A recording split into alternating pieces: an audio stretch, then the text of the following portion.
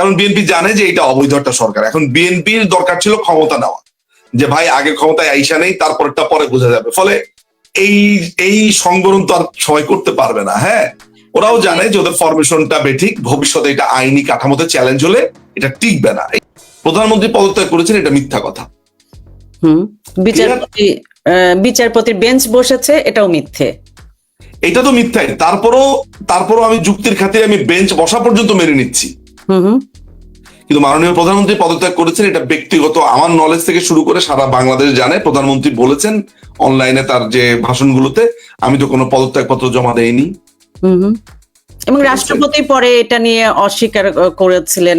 মাননীয় প্রধানমন্ত্রীকে যখন জঙ্গি হামলা করা হলো, মাননীয় প্রধানমন্ত্রীকে একটি নিরাপদ স্থানে সরিয়ে নেওয়া হলো এবং মাননীয় প্রধানমন্ত্রীকে বাংলাদেশ সশস্ত্র বাহিনী অর্থাৎ 3টি বাহিনী তারা সলা পরামর্শ করে তাকে একটি নিরাপদ স্থানে সরিয়ে নিয়েছে।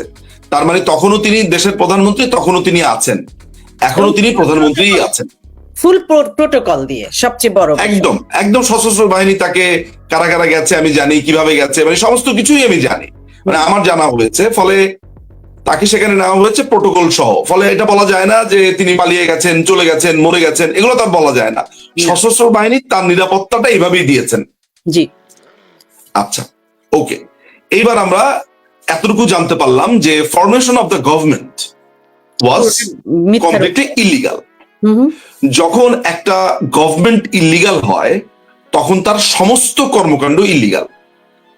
এই ঘটনাটা বাংলাদেশের একটি রায় ইতিমধ্যেই দেওয়া হয়েছে। এটি হচ্ছে দুটি রায় দেওয়া হয়েছে। একটি হচ্ছে 5ম সংশোধনী বাতিলের রায়ে বিচারপতি তোফাজ্জল হোসেন বলেছেন, আর অলরেডি বলেছি। তো এছাড়াও 7ম সংশোধনী যখন বাতিল করা হলো, এর সাথে শাসনামল অবৈধ ঘোষণা করা হয়েছে।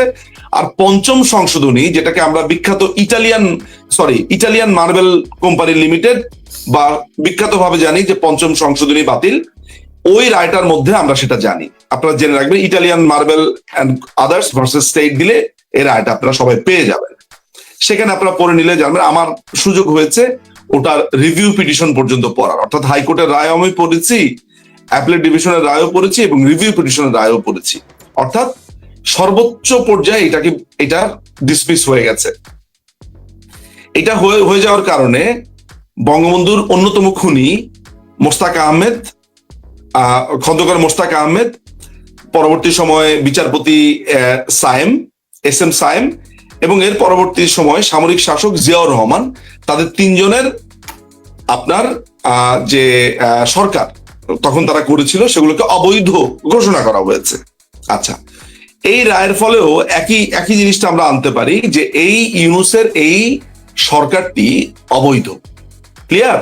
এবং মার্শাল ল বলে কোনো ল নাই, এগুলো ওই সময়টাতে এসেছে। তো এরা যদিও বলার চেষ্টা করেছে প্রফেসর হ্যান্স কেলসেনের একটা থিওরি। আপনি কি আমার কথা শুনতে পাচ্ছেন? হ্যাঁ, আমি কথা খুব ক্লিয়ার শুনতে পাচ্ছি।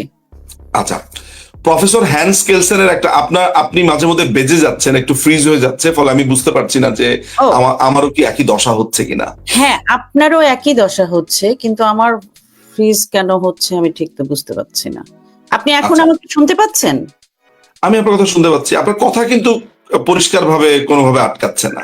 জি, হ্যাঁ, আচ্ছা, আমি আমার কথা কন্টিনিউ করি। জি। তো এই যে আপনার 5ম সংশোধনী বাতিলের মাধ্যমে মোস্তাক, সায়েম এবং জিয়াউর রহমানের আপনার পুরো তাদের সরকার যে অবৈধ ঘোষণা করা হয়েছে, এটিও আমাদের এই ঘটনাতে আপনি অ্যাপ্লাই করতে পারবেন। জি। এখন যেই সরকার কোনো সরকারই না, সেই সরকার যদি ঐক্যমত্য কমিশন ডাকে, সেই সরকার যদি জুলাই সনদ নামে কোনো সনদ তৈরি করে, সেটা ভয়েড অ্যাব ইনিশিও, আইনের ভাষাতে বলে শুরুতেই বাতিল। ওকে। যার কোনো অস্তিত্ব নেই। এটা যদি আদালতে ওঠে, যদিও এই ম্যাটারটা আদালতে উঠেছে, আদালতের বিচারপতি রায় দিয়েছে যে না, এই সরকার বৈধ। এর একটা রায় নিয়েছে কেন জানেন? কারণ ভবিষ্যতে আমরা যখন আদালতে যাব, ওরা আগে থেকেই জানে, ফলে এটার একটা লিগাল ম্যাটার তারা টেনে নিয়েছে। মজার ব্যাপার হচ্ছে এই যে এখন অ্যাপিলেট ডিভিশন চলছে, সুপ্রিম কোর্ট চলছে, এটাও অবৈধ আমার দৃষ্টিতে। কিভাবে অবৈধ? কারণ রিফাত, আপনি জানেন যে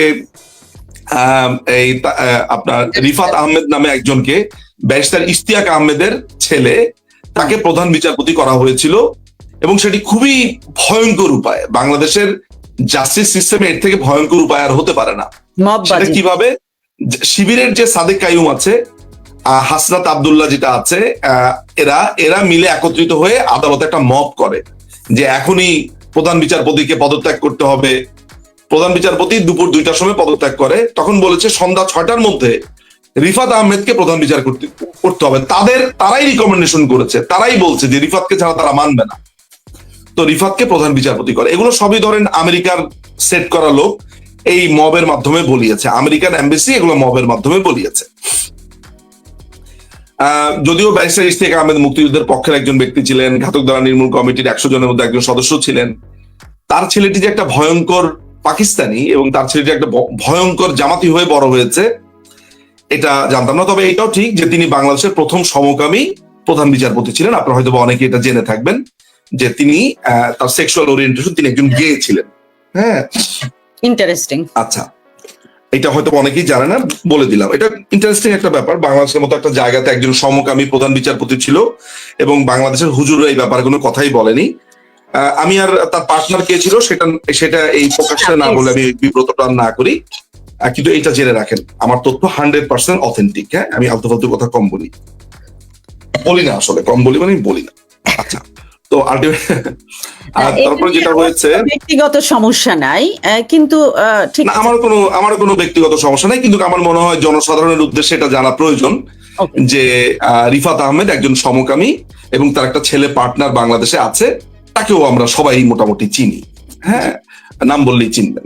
আচ্ছা, তো আলটিমেটলি সেই আলাপে যাব না। এখন কথা হচ্ছে যে এই বিচারপতি তখন আপনার বলেছে যে এই সরকার খুবই বৈধ, এই অন্তর্বর্তীকালীন সরকার, যদিও এগুলো ভবিষ্যতে কিছুই টিকবে না, কারণ শুরুটাই তাদের মানে অবৈধ।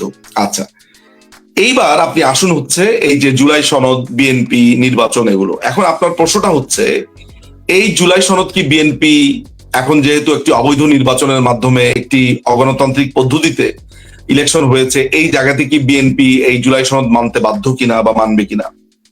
এক্স্যাক্টলি। আমি প্রথমে কিন্তু বিএনপির প্রতি এর আগেও আমি একটা ভিডিও করেছিলাম, কতজন দেখেছে না দেখেছে বা তাদের হাইকমান্ড দেখেছেন কিনা, ওনারা এটা জানবেন না কেন?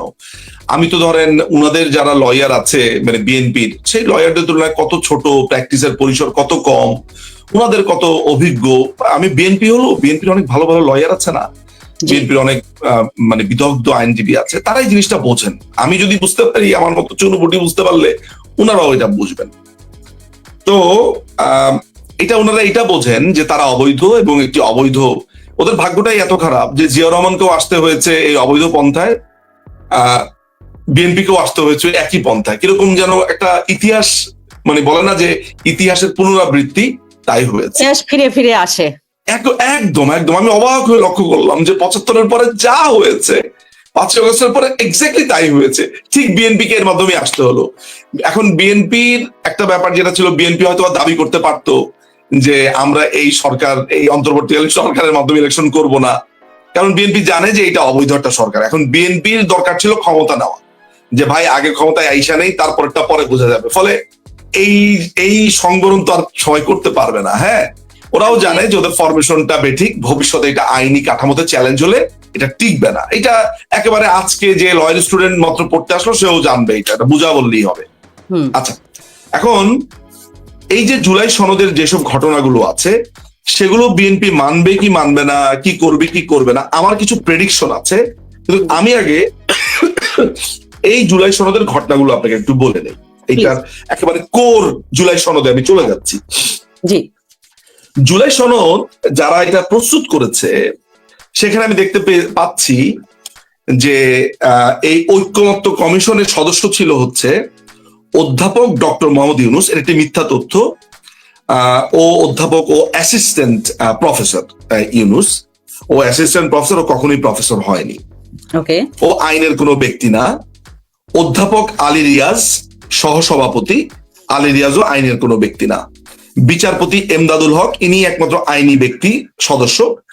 আব্দুল মুঈদ চৌধুরী সদস্য, উনি কোনো আইনজীবী কিনা আমি জানি না, আইনজীবী থাকলে অবশ্যই লেখা থাকতো অ্যাডভোকেট আব্দুল মুঈদ চৌধুরী, আমি ধরে নিচ্ছি যে আইনজীবী না। ডক্টর ইফতেখারুজ্জামান, তাকে আপনি চিনেন, ট্রান্সপারেন্সি ইন্টারন্যাশনালের একজন ব্যক্তি, মানে আমি যদি ভুল না করে থাকি একই ব্যক্তি, আবার ভুল হয়ে থাকলে ক্ষমা করবেন, তবে ইনিও আইনি ব্যক্তি বলে মনে হচ্ছে না। মনে হচ্ছে না। আরেকজন হচ্ছেন, নাম হলো সফররাজ হোসেন, নাম শুনেই বোঝা যায় পাকিস্তানি।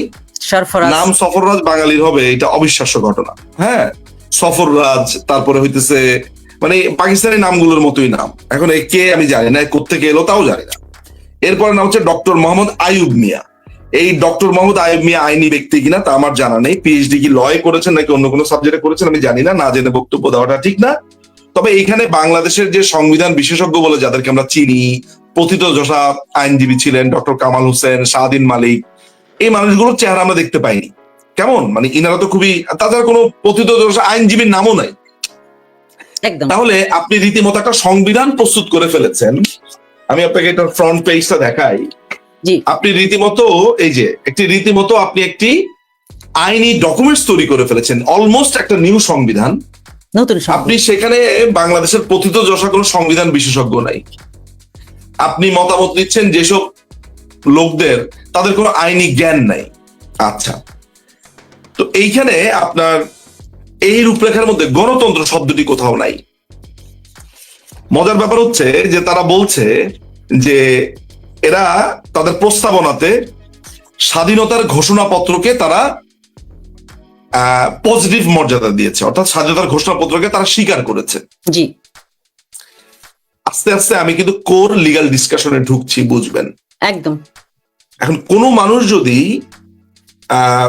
স্বাধীনতার ঘোষণাপত্রকে পরিপূর্ণ মর্যাদা দেয়, এটা মেনে নেয়, তাহলে তিনি এটাও জেনে থাকবেন যে স্বাধীনতার ঘোষণাপত্র বাংলাদেশের প্রথম লিগ্যাল ডকুমেন্টস এবং একটা শর্ট সংবিধান। এটা হচ্ছে সংক্ষিপ্ত সংবিধান ছিল আমাদের। একদম। স্বাধীনতার ঘোষণাপত্রকে যদি ওরা মেনে নেয়, তাহলে স্বাধীনতার ঘোষণাপত্রের বড় ভার্সন হচ্ছে এখনকার সংবিধান। যেই দল বা যেই ঐক্যমত্য কমিশন স্বাধীনতার ঘোষণাপত্রকে তাদের ভূমিকাতে মেনে নিয়েছে, সেই ঐক্যমত্য কমিশন আবার সংবিধানকে মানে না। ওকে। এটা খুবই কন্ট্রাডিক্টরি হয়ে গেল না? অবশ্যই। মানে ওদের প্রত্যেকটা কাজই হচ্ছে একটার সাথে একটা এত বেশি দ্বান্দ্বিক যে আপনারা অবাক হয়ে যাবেন যে আমি একটা বইয়ের এই কতগুলা পেজ আমি মানি, এই কতগুলা পেজ আমি মানি না। মানে বইয়ের রেফারেন্সটা দেওয়াটা হয়তো ঠিক হলো না। অনেক সময় অনেক লেখকের বক্তব্য এটা একটা বেটি। আমি কি উদাহরণ দিব আপনাকে আমি জানি না, যে পুরো হোল ঘটনার একটা অংশ মানি আর একটা অংশ মানি না। জি। দুইটাই একই জিনিস, একই জিনিস, তাই না? আচ্ছা, তাহলে ব্যাপারটা দাঁড়ালো হচ্ছে যে এই সংবিধানে স্বাধীনতার ঘোষণাপত্রকে স্বীকৃতি দেওয়া হয়েছে। তো স্বাধীনতার ঘোষণাপত্রকে স্বীকৃতি দিলে বঙ্গবন্ধু যে 26শে মার্চে স্বাধীনতার ঘোষণা দিয়েছে এটাকেও স্বীকৃতি দেওয়া হয়, কারণ এই স্বাধীনতার ঘোষণাপত্রেই তা লেখা আছে। এবং ওইটার ভিত্তিতেই তো আমাদের স্বাধীনতার ঘোষণাপত্রটা আসলে এসছে। স্বাধীনতার ঘোষণাপত্রে পরিষ্কারভাবে তার 6 নম্বর পরিচ্ছদে লেখা আছে যে 25শে মার্চ দিবাগত রাত্রে বা 26শে মার্চে স্বাধীনতার ঘোষণা বঙ্গবন্ধু দিয়েছেন। বঙ্গবন্ধুকে যেই পরিমাণ অপমান অপদস্থের মধ্য দিয়ে যেতে হয়েছে গত 2টি বছর, আবার একই দিকে আপনি স্বাধীনতার ঘোষণাপত্রকে এই কাঠামোর মধ্যে নিয়ে আসছেন, এইটাও কন্ট্রাডিক্টরি। আচ্ছা, এইখানে তারা যেটা করেছে সেটা হচ্ছে প্রথমেই তারা আঘাত করেছে আপনার নৃতাত্ত্বিক পরিচয়ের মধ্যে। হ্যাঁ, তারা বলেছে যে বাংলাদেশের জনগণ জাতি হিসেবে বাংলাদেশি হিসেবে পরিচিত পাইবে, নাগরিক হিসেবে। আমাদের আগে ছিল যে নাগরিক হিসেবে বাংলাদেশি আর জাতিগত ভিত্তি বা এথনিসিটি হিসেবে বাঙালি। জি, এটা উঠিয়ে দেওয়া হয়েছে, প্রস্তাব করা হয়েছে। এখন আপনি আমাকে একটা প্রশ্নের উত্তর দেন যে আপনাকে যদি কেউ বলে আপনার জাতপাত কি, আপনি তো আপনার এথনিসিটিকে এটা নির্দেশ করছে। আমরা জানি Marathi, English, American, red Indian, আমরা জানি হচ্ছে চাকমা, মারমা, মগ, মুরং, এগুলা হচ্ছে প্রত্যেকটা মানুষের এথনিসিটিকে প্রকাশ করে। আমার নৃতাত্ত্বিক পরিচয় হচ্ছে আমি বাঙালি, আর আমার ভূখণ্ডগত আমার পরিচয় হচ্ছে আমি বাংলাদেশি।